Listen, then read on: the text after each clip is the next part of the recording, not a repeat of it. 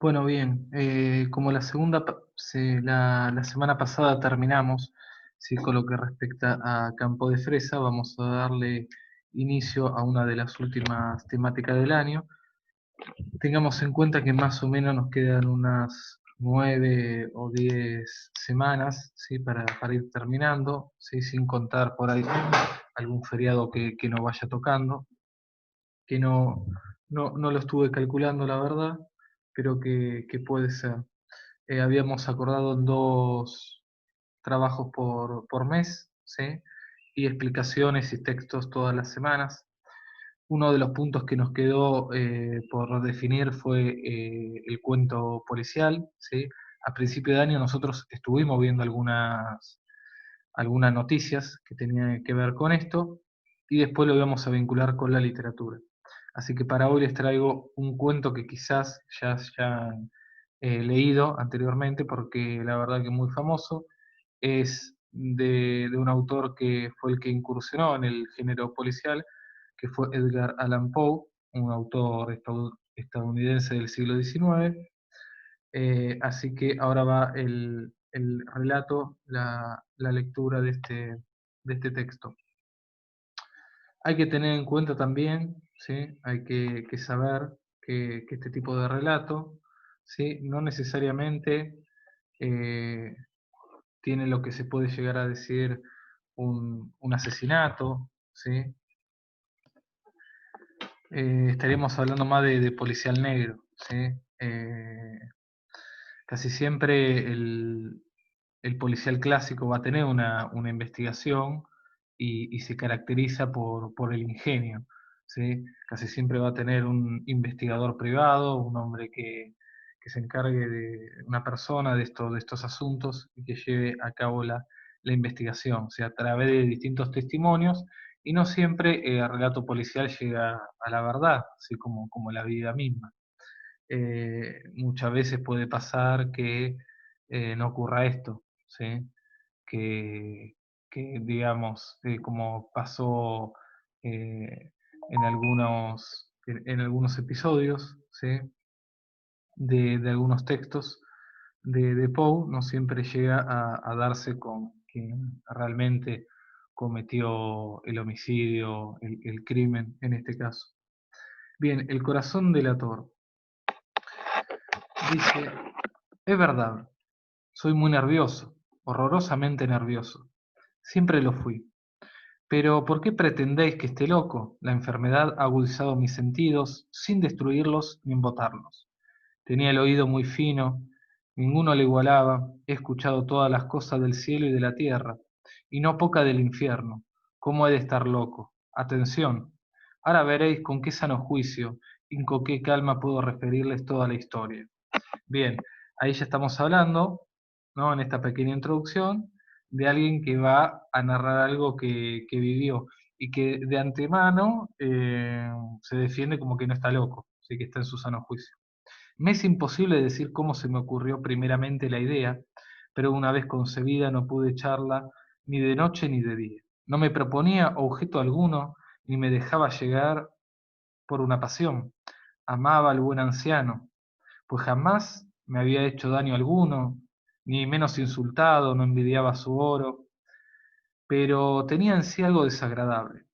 Era uno de sus ojos, sí, esto es.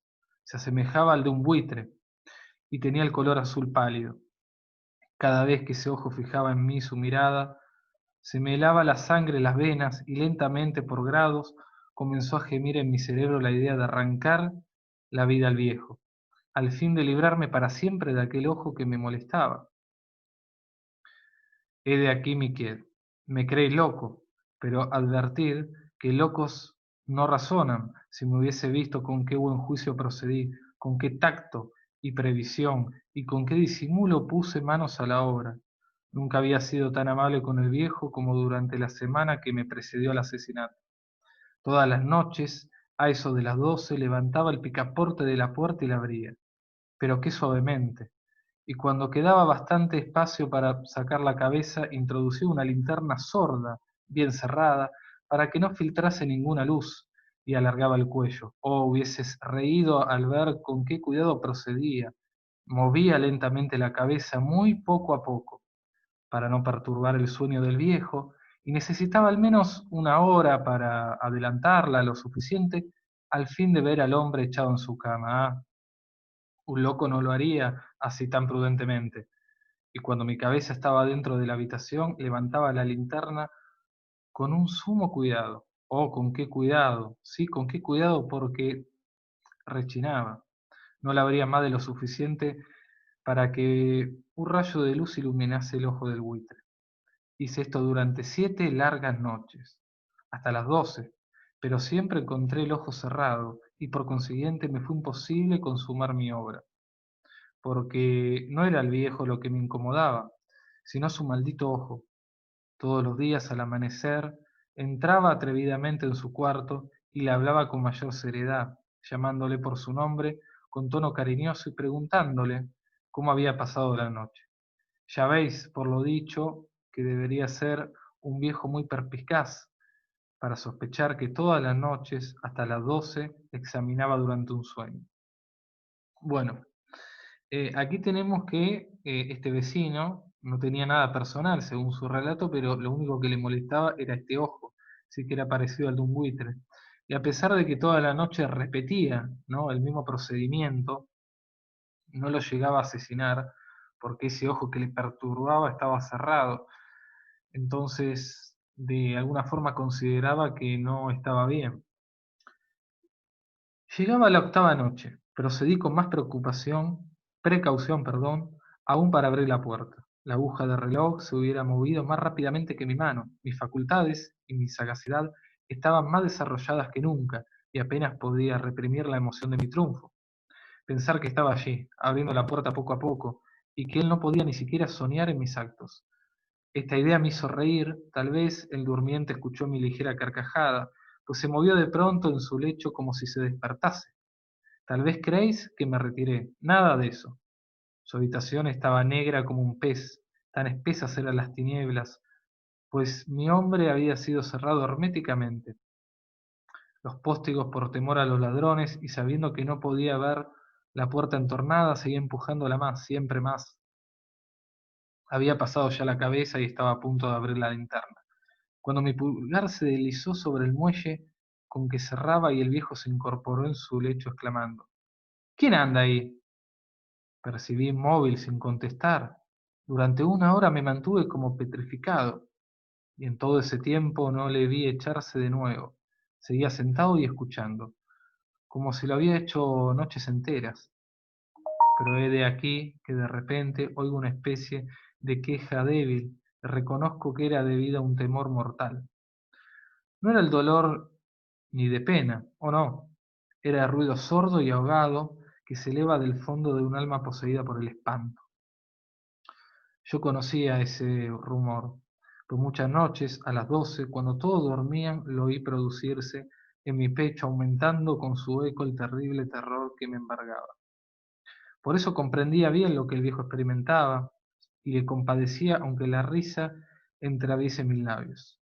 No me ocultaba que se había mantenido despierto del primer ruido, cuando se revolvió en su lecho. Sus temores se acrecentaron y sin duda quiso persuadirse. Que no había causa para ello, mas no pudo conseguirlo. Sin duda pensó, eso no será más que el viento de la chimenea o de algún ratón que corre o de algún grillo que canta. El hombre se esforzó para confirmarse en esa hipótesis, pero todo fue inútil. Era inútil, porque la muerte que se acercaba había pasado delante de él con su negra sombra, envolviendo en ella a su víctima y la influencia fúnebre de esa sombra invisible que era la que hacía sentir, aunque no distinguiera ni viera nada, la presencia de mi cabeza en el cuarto. Bueno, ahí vemos que este hombre de alguna manera se da cuenta de que algo había pasado, ¿sí? Y se queda ahí como esperándolo. También habla de la inteligencia, ¿no? A su vez, de esta persona que lo iba a asesinar, porque en el momento de mayor vértigo es donde más calma tiene, ¿sí? Por eso, al principio del relato que dice ser lo suficientemente astuto. Después de esperar largo tiempo con mucha paciencia, sin oírle echarse de nuevo, resolví entreabrir un poco más la linterna. Pero tan poco, que casi nada era nada. La abrí tan cautelosamente que más no podía hacer, hasta que al fin un solo rayo pálido, como un hilo de araña, saliendo de la abertura se proyectó en el ojo del buitre. Estaba abierto, muy abierto, no me enfurecí, apenas le miré. Le vi con la mayor claridad, todo entero, con su color azul opaco y cubierto con una especie de velo hediondo que heló mi sangre hasta la médula de los huesos. Pero esto era lo único que veía en la cara de la persona del anciano, pues había dirigido a él el rayo de luz como por su instinto, hacia el maldito ojo. ¿No os he dicho que ya lo que tomáis por locura no es sino un refinamiento de mis sentidos? En aquel momento, un ruido sordo, ahogado y frecuente, semejante al que produce un reloj envuelto en algodón, hirió mis ojos. Aquel rumor, lo reconocí al punto, era el del latido del corazón del anciano, y aumentó mi cólera, así como el redoble del tambor sobreexcita el valor del soldado. Pero me contuve y permanecí inmóvil, sin respirar apenas y forzándome en iluminar el ojo con el rayo de luz. Al mismo tiempo, el corazón latía con mayor violencia, cada vez más precipitadamente, y con más ruido. El terror del anciano debía ser indecidible, pues aquel latido se producía con redoblada fuerza cada minuto. ¿Me escucháis atentos? Ya os he dicho que yo era nervioso, y lo soy en efecto, en medio del silencio de la noche, un silencio tan imponente, perdón, como el de aquella antigua casa, aquel ruido extraño que me produjo un terror indecible. Por espacio de algunos minutos me contuve aún, permaneciendo tranquilo, pero el latido subía a un punto y a cada instante, hasta que creí que el corazón se me iba a estallar, y de pronto me sobrecogió una nueva angustia. ¿Algún vecino podría oír el rumor? Había llegado la última hora del viejo. Proliferando un alarido, abrí bruscamente la linterna y me introduje en la habitación. El buen hombre solo dejó escapar un grito, solo uno. En un instante le arrojé en el suelo. Reí de contento al ver mi tarea de tan adelantada, aunque esta vez ya no me atormentaba, pues no podía oír a través de la pared. Al fin cesó la palpitación, porque el viejo había muerto. Levanté las ropas y examiné el cadáver. Estaba rígido, completamente rígido. Apoyé mi mano sobre el cadáver y la tuve aplicada algunos minutos. No se oía ningún latido. El hombre había dejado de existir y su ojo desde entonces ya no me atormentaría más.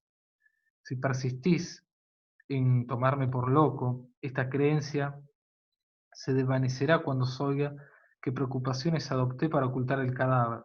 La noche avanzaba y comencé a trabajar activamente, aunque en silencio corté la cabeza, después los brazos y por último las piernas. Enseguida arranqué 3 tablas del suelo de la habitación, deposité los restos mutilados en sus espacios huecos y volví a colocar las tablas con tanta habilidad y destreza que ningún ojo humano, ni aun el suyo, hubiese podido descubrir nada de particular. No era necesario lavar mancha alguna gracias a la prudencia con que procedía. Un barreno la había absorbido toda. Terminada la operación, a eso de las 4 de la madrugada, aún estaba tan oscuro como a la medianoche, cuando el reloj señaló la hora. Llamaron a la puerta de la calle y yo bajé con la mayor calma para abrir, pues, ¿qué podía temer ya? 3 hombres entraban, anunciándose cortésmente como oficiales de policía. Un vecino había escuchado un grito durante la noche.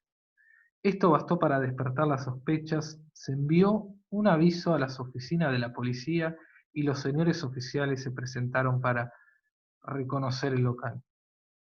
Bien, entonces ya había cometido el crimen, ¿sí? Había mutilado a este anciano, ya no le molestaba más su ojo y seguía aclarando que no estaba loco por la manera en que había escondido el cadáver, no había levantado las 3 tablas del piso de madera y lo había escondido allí, y cuando vienen los oficiales de policía lo recibe de una manera cordial, ¿no?